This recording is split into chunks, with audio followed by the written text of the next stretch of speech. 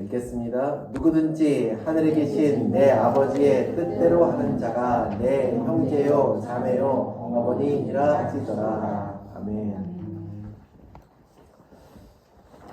오늘은 주제를 온전한 가정이라는 제목을 달아보았습니다. 교회를 표현하는 말에는 여러 가지가 있습니다. 교회는 선교의 기지이기도 하고요. 우리가 주의 군사임으로 교회는 전쟁 본부가 되는 곳이기도 합니다.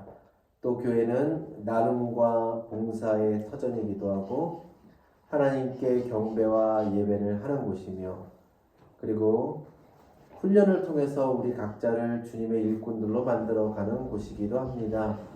우리가 문제가 있을 때에는 함께 기도하는 곳이고, 아픔을 나누고 위로하는 곳이며, 또 연약한 우리 각자의 힘을 하나로 모으는 그런 곳이 교회이기도 합니다. 이 모든 것들이 다 교회이지만 오늘은 교회의 근본적인 모습 중에 하나인 가정을 주제로서 말씀을 나누려고 합니다.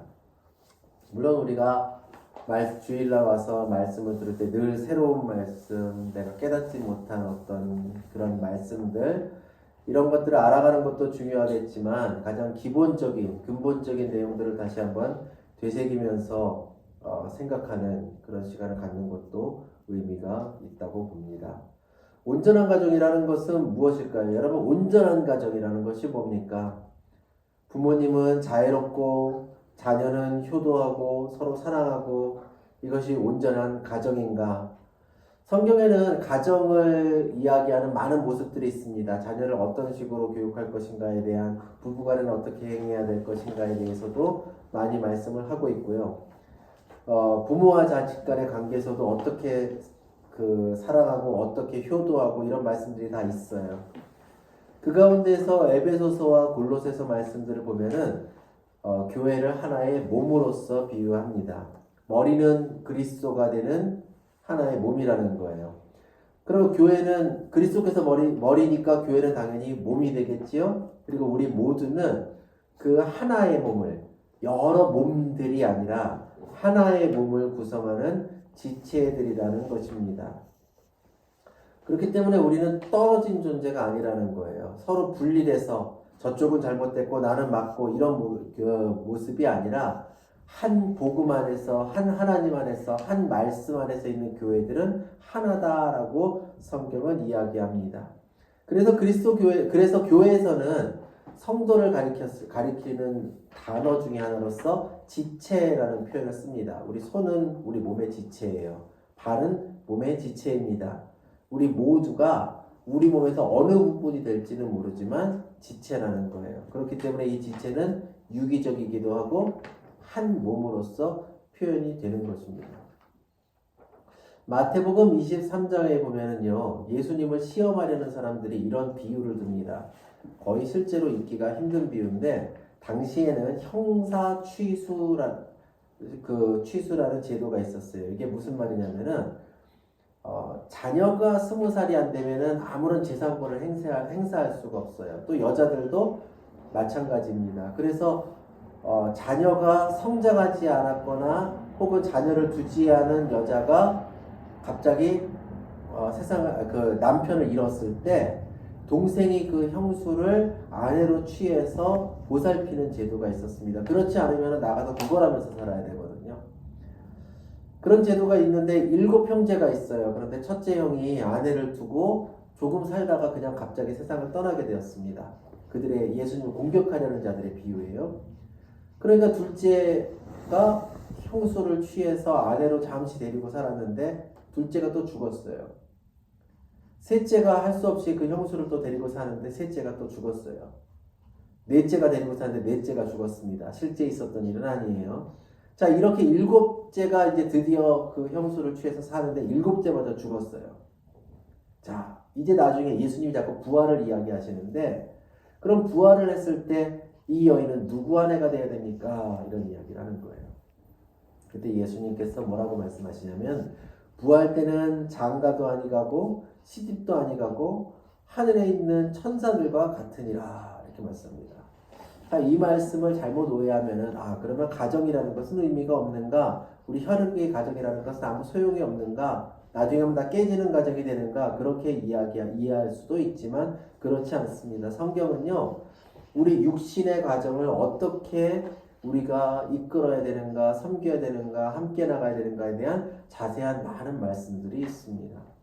그러면 예수님의 이 말씀, 천국에서는 당연히 그럴 것이라는 이 말씀의 내용은 무엇이냐?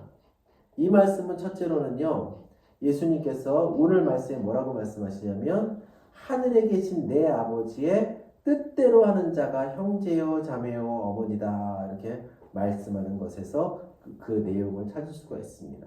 가정이라는 것, 온전한 가정이라는 건 무엇이냐면, 하나님의 말씀, 하나님의 뜻대로 온전히 순종하는 가정이 되어야 된다. 적어도 믿는 자의 가정은 그렇게 되어야 온전한 가정이다라는 것을 첫 번째로 말씀한 것이며, 두 번째로는 하나님 앞에 순종하는 교회는 그 자체로 하나의 지체, 하나의 몸일 뿐만 아니라 하나의 가정이다라고 이야기하는 것입니다. 이 두 개가요, 서로 다르지 않고 하나의 진리를 이야기합니다. 우리나라 말에 이웃 사촌이라는 말이 있죠. 가족이라도 멀리 떨어져 있으면 1년에 한두 번 서로 만나거나 연락하기가 쉽지 않은 경우가 많습니다. 근데 우리는 매주 얼굴을 보고, 어떤 분들은 일주일에 2번, 3번씩 얼굴을 보고 어려움을 나누고 서로 그 어려운 일을 도와주고 기도하고 그런 관계로 우리가 살고 있어요. 어떤 의미로 보면은 내 가족보다 더 가족 같은 그런 관계라고 볼 수가 있겠지요. 예수님의 동생인 야고보라는 사람이 있습니다. 그는 예수님이 살아계실 때 예수께서 자기 형이 그리스도라는 것을 부인하던 사람이었어요. 그런데 나중에 그가 회심하였음을 성경이 기록을 하고 있습니다. 중요한 것은 무엇이냐면, 우리가 그리스도를 머리로 한 하나의 지체고, 교회와 천국은, 교회도 천국도 하나님을 가장으로 하는, 하나님을 아버지로 하고 하나님을 아버지로 믿고 있는 하나의 가정이라는 거예요. 즉 다시 말해서 이 땅에서 우리가 속해 있는 그 진짜 가정이, 육신의 가정이 이 땅에 사는 동안 내가 가장 사랑하는 사람들의 공동체라면은 그 가정은 동시에 천국의 모형이 되어야 되는 거예요.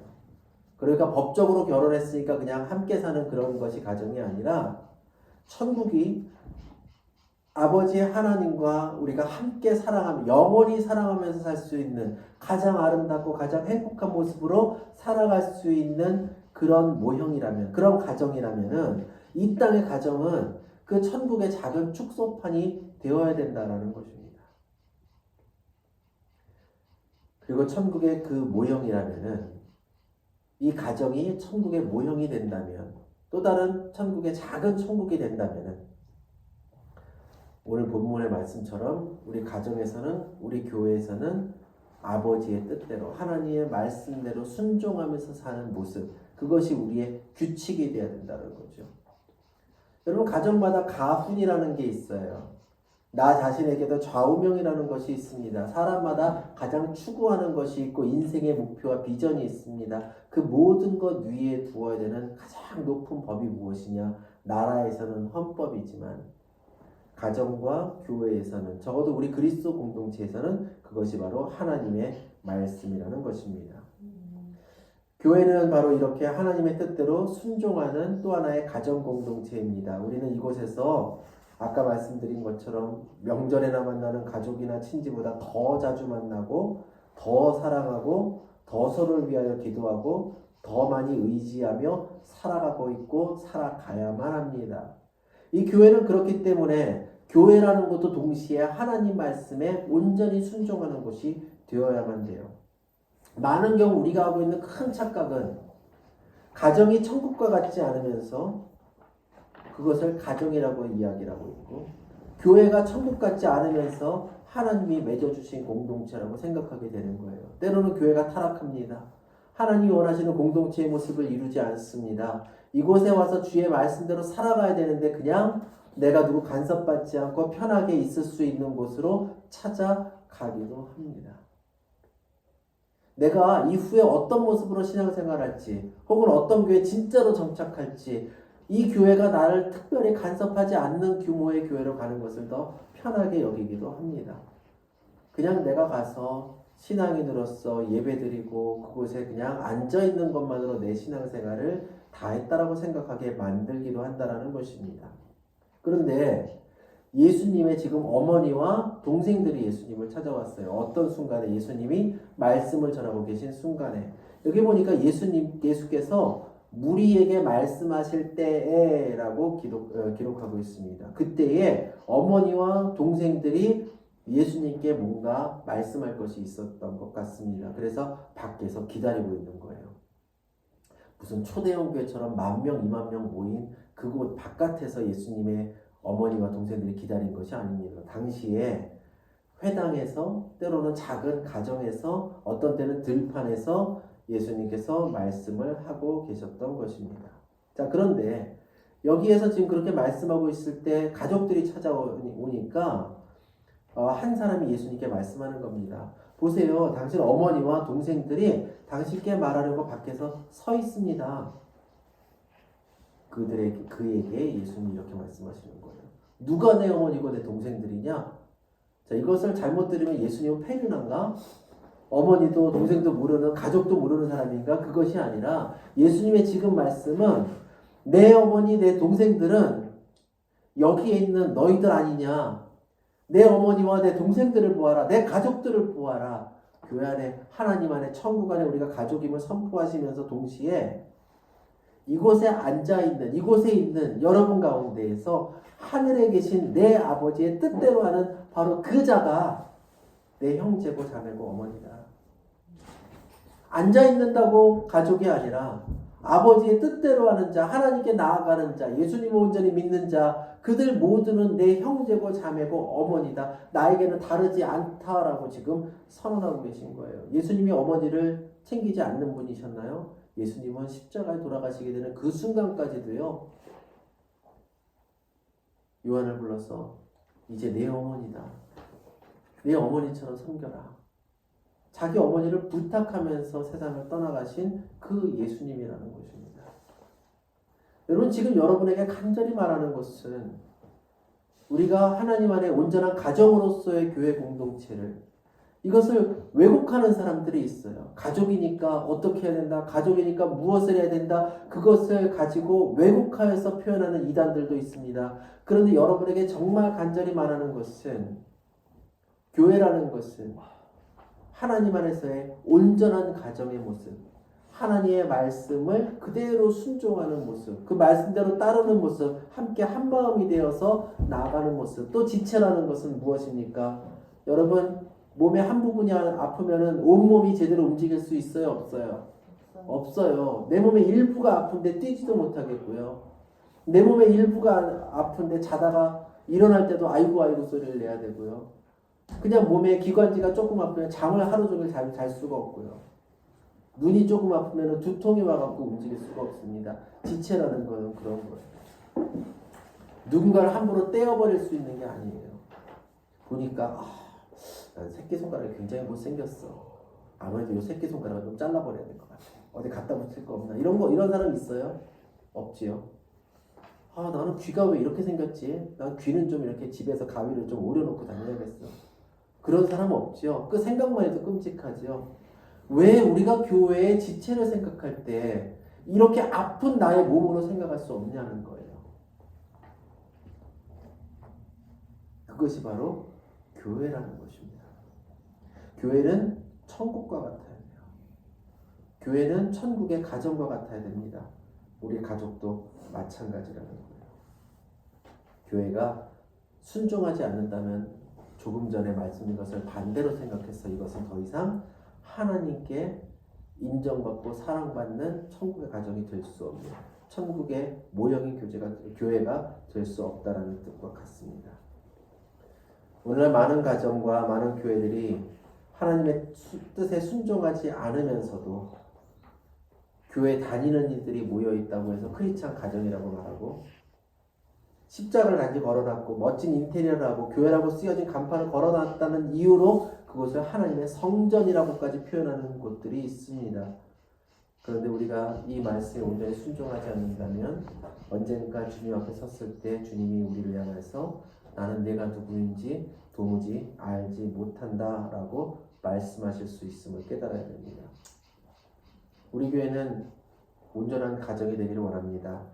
그러므로 하나님의 뜻을 따르는 교회가 되기를 원합니다. 두 번째로 서로를 내 몸처럼 사랑하는 교회가 되기를 원합니다.